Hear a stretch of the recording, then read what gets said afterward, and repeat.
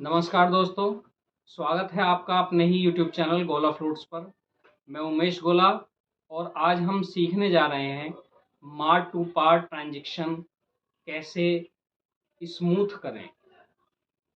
यानी कि जो बिगनर्स दोस्त होते हैं उनको माँ से पा बजाने में बहुत कठिनाई का सामना करना पड़ता है। कुछ दोस्तों को तो कई कई महीने तक इसकी प्रैक्टिस के बाद भी प्रॉपर माँ और पा नहीं बजा पाते।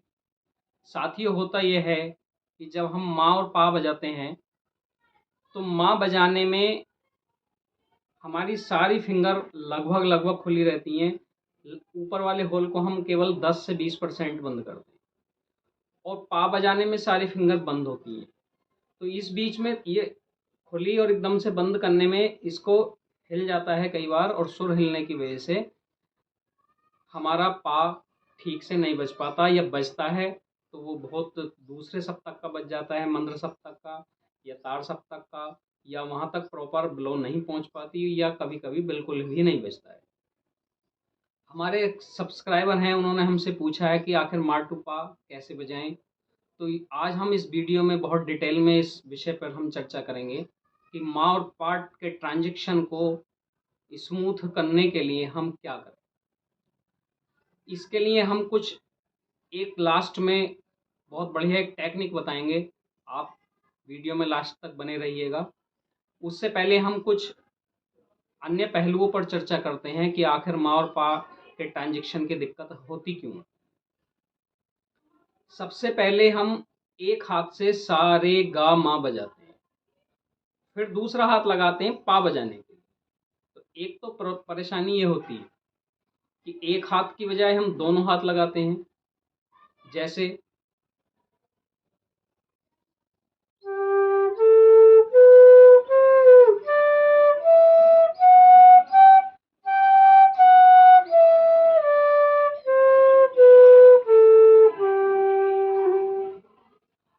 तो ये एक बात है। सबसे पहले तो आपको एक मैं की पॉइंट ये बताता हूँ कि आपको सरगम की प्रैक्टिस बहुत स्लो करनी है। आपको बहुत ज़्यादा फास्ट नहीं जाना है। जब हम सा रे गा माँ बजाते हैं तो माँ में हमारा प्रॉपर लगभग खुला रहता है और पा में लगभग सारी फिंगर बंद होती हैं। तो एकदम से खुला और तुरंत इसको बंद करने में जो ये बांसुरी का की पोजीशन है, ये थोड़ी हिल डुल जाती है, जिससे सुर भी हिलते हैं और कई बार पा सही से नहीं बज पाता। एक बात।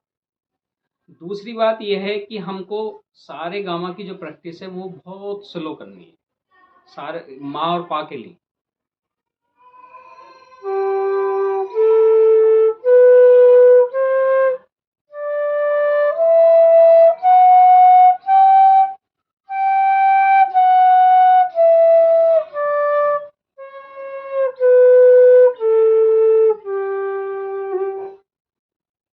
तो आपको बहुत स्लो स्लो प्रैक्टिस करनी है सरगम की, सारे गामा पाधा नीसा।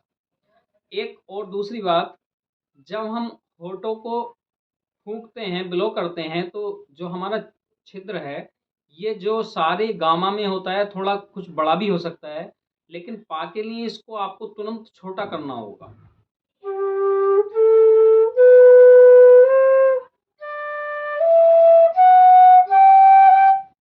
तो यहाँ थोड़े ब्लोइंग के छिद्र को हम छोटा करेंगे। एक तीसरी बात, जब हम पा पर जाते हैं तो थोड़ा सा ब्लोइंग का प्रेशर हमें बढ़ाना पड़ता है। ब्लोइंग का प्रेशर बढ़ाने के लिए हम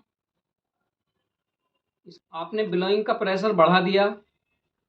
इसके बाद आपको एक चीज़ों का ये ध्यान रखना है कि जो फिंगर पैटर्न है ये बहुत ऊपर ना जाए। शुरुआत में क्या करते हैं बिगनर्स दोस्त कि इस फिंगर को बहुत ज़्यादा ऊपर ले जाते हैं। ऊपर से जब नीचे लाते हैं तो उसमें बहुत ज़्यादा समय जाया हो जाता है। तो बहुत ज़्यादा ऊपर ना रखें, केवल यहाँ रखें ताकि उसको बजाने में दिक्कत ना आए।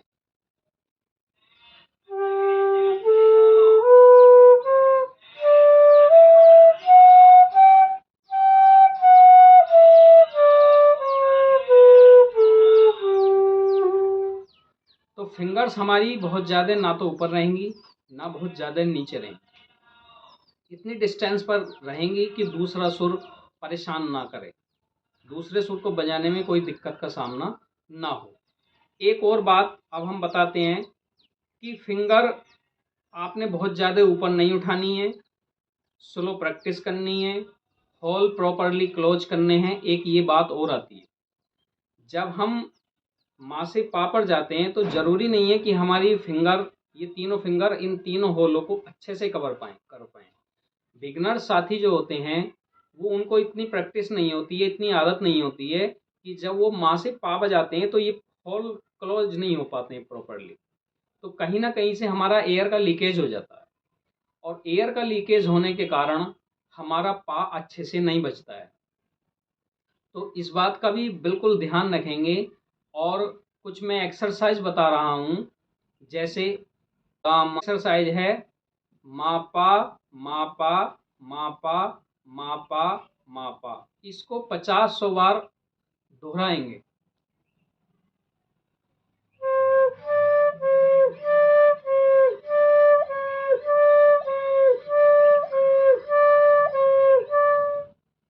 इसको कर लेने से आप देखेंगे कि आपकी सरगम में माँ और पा को बजाने में जो ट्रांजेक्शन में दिक्कत है वो थोड़ा स्मूथ हुआ है। इसके बाद दूसरी एक प्रैक्टिस है,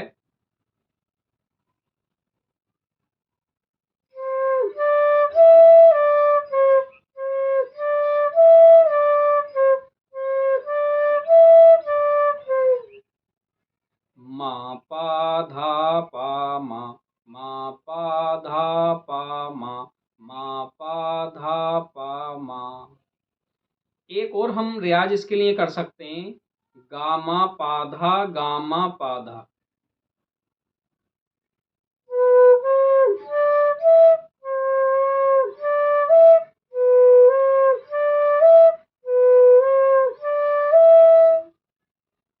तो इस रियाज को कर कर आप कुछ हद तक माँ और पा के ट्रांजेक्शन पर काबू पा सकते हैं। एक हम एक्सरसाइज और बताते हैं, गा मा पा धा पा मा गा।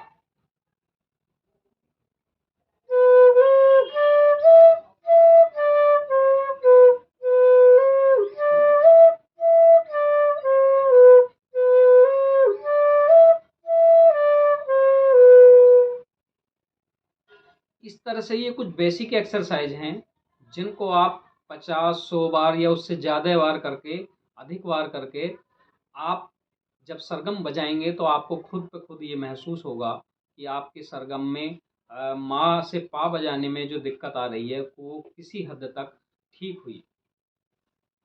अब एक जो की पॉइंट है, जो हमने कहा था कि वीडियो के अंत में हम उसको बताएंगे, तो वो की पॉइंट ये है कि जब आप गा और माँ बजाते हैं तो ये पहले से ही 3 स्वर आप बंद कर लीजिए नीचे। जब आप गा पर पहुंच गए तो ये यहाँ पर बंद कर लीजिए और माँ पर ये ऐसे, फिर आपको सिर्फ और सिर्फ ये इतनी फिंगर बंद करनी होगी, 2 फिंगर बंद करनी होगी। गा और माँ बजाते हुए पहले से इन फिंगर्स को बंद कर लेंगे, नीचे वाली होल को बंद कर लेंगे। तो उससे क्या होगा कि हम जब बजाएंगे, देखिए एक बार,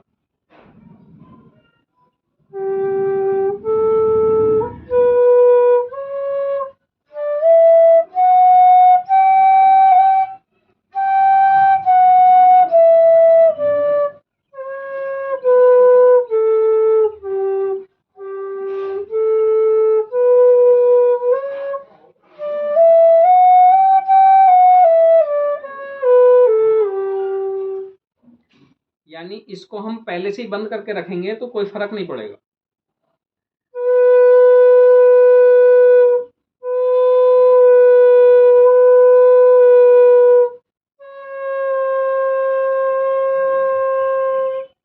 तो नीचे की 3 फिंगर्स को आप पहले से ही बंद रख सकते हैं ताकि आपकी ऊपर की फिंगर का ही काम रह जाए। तो एक इस तरह से भी आप इसका रियाज कर सकते हैं, और धीरे धीरे धीरे प्रैक्टिस करके इसमें 10 दिन, 15 दिन, महीने, कुछ साथियों को 2 से 2 महीने तक का भी समय लग सकता है। ये आपकी प्रैक्टिस और आपकी बात पकड़ने के ऊपर बात है कि आप किस तरह से उसको रियाज करते हैं। यदि आप इस तरह से इन एक्सरसाइज का रियाज करते हैं और मेरे द्वारा बताई गई कुछ बातों का एक बार मैं पुनः से दोहरा देता हूँ। नंबर 1, आपको स्लो प्रैक्टिस करनी है। नंबर 2, जो होल्स हैं पा बजाने के लिए प्रॉपरली सारे बंद होने चाहिए, एयर लीकेज कहीं से ना हो, टाइट से बंद हो। पा बजाने के लिए होठों का जो छिद्र है उसको थोड़ा सा बारीक कर दीजिए यहाँ से। ब्लोइंग प्रेशर को आपको थोड़ा सा बढ़ाना है। आप नीचे के होल 3 बंद कर सकते हैं पा बजाते हुए, और फिंगर्स को बहुत ज़्यादा ऊपर आपको नहीं उठाना है। और जो मेरे द्वारा बताई गई कुछ ये बेसिक एक्सरसाइज हैं, जैसे मापा मापा, गामा पाधा, गामा पाधा, गामा पाधा, धापा मागा, तो इनका अगर आप रियाज करते हैं तो बहुत जल्दी आप स्मूथली मा से पा बजा पाएंगे। यदि इस वीडियो को देखने से आपको बांसुरी बजाने में थोड़ी भी मदद मिलती है तो कृपया मेरे चैनल को लाइक कीजिए, सब्सक्राइब कीजिए और शेयर कीजिए। धन्यवाद। राधे राधे।